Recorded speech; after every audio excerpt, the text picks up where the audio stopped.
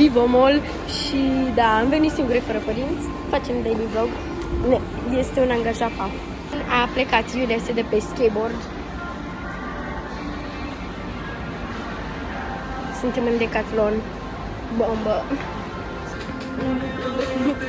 Uita!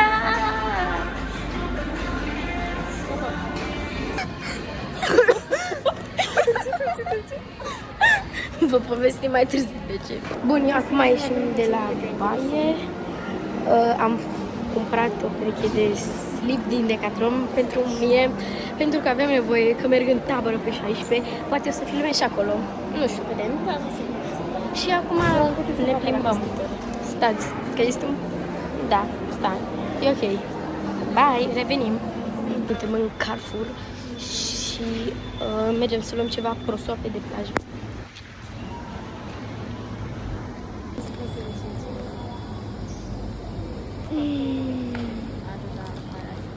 Am intrat în raiul jucărilor de plajă și sunt și reduceri. Dacă vreți să ies la Carrefour, nu facem reclamă, că nu avem bani. Exact. Da. Felicia. Și vreau să-mi iau o valiză, îmi trebuie o valiză. Și vreau să-mi iau una gri, care e așa de miță. Oare asta e bună? Nu știu. Vreau să pun sticăre unde am fost și o să fie toate pline și să fie foarte cute. Am găsit prosoape pentru mama. O roz șmechere. Sunt ieftine, 29 de lei. Veniți la Carrefour să cumpărați. Which is cute, by the way.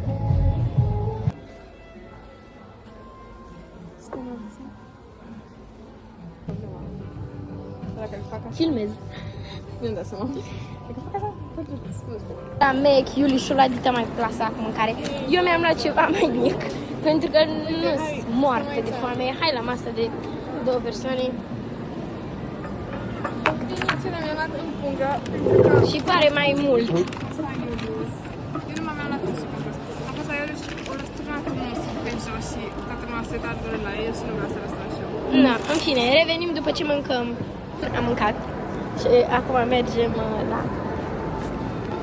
New Yorker, după la CNA și la Waikiki. Urați-ne baftă să nu ne ia nimeni filmările. Eu suntem la Waikiki. Am găsit un tricou pentru mare să mi-l taie mama cumva. E foarte fain.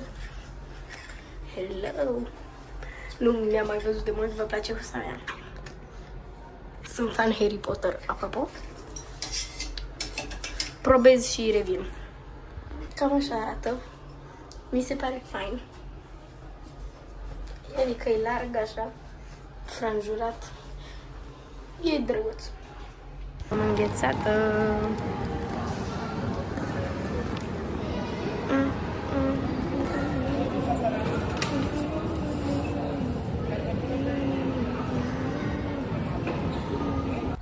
Bun, salut! Hello.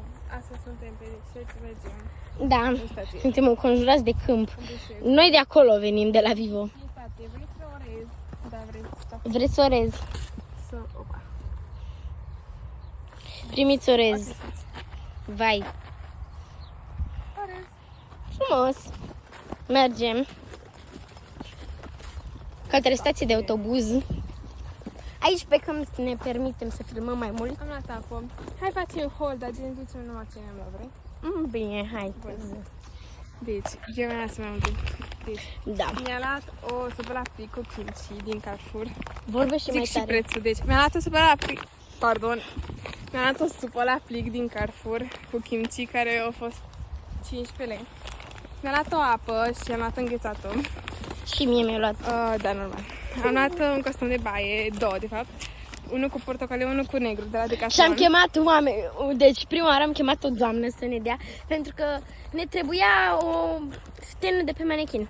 Prima oară am chemat o doamnă și ne-a dat fără nicio problemă. După ne-am dat seama că ne mai trebuie un sutien de pe manechin. Și am chemat un bărbat. Nu, că n-am vrut să deranjăm aceeași doamnă.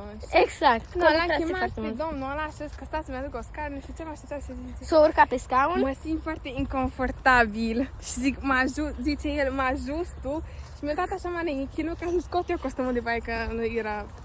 Jenă. Da. Și după aia am plecat să încep să râdem. Așa, bun, ele două costume. De-aia râdea mai devreme, că o să vedeți frecvența. Da. alea două au fost împreună 92 de lei, gen 2 seturi de Costume. de baie. Mi-a luat un tricou din H&M, dar după aia l-am returnat, că mi-am dat seama că e oribil.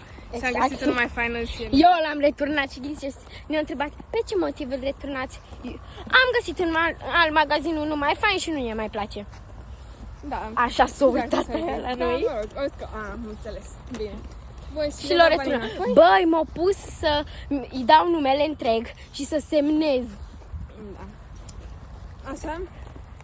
Tricoul ăla pe care l-am luat în trecut a fost 80 de lei cu nu. Ba da, Au 80 fost de lei.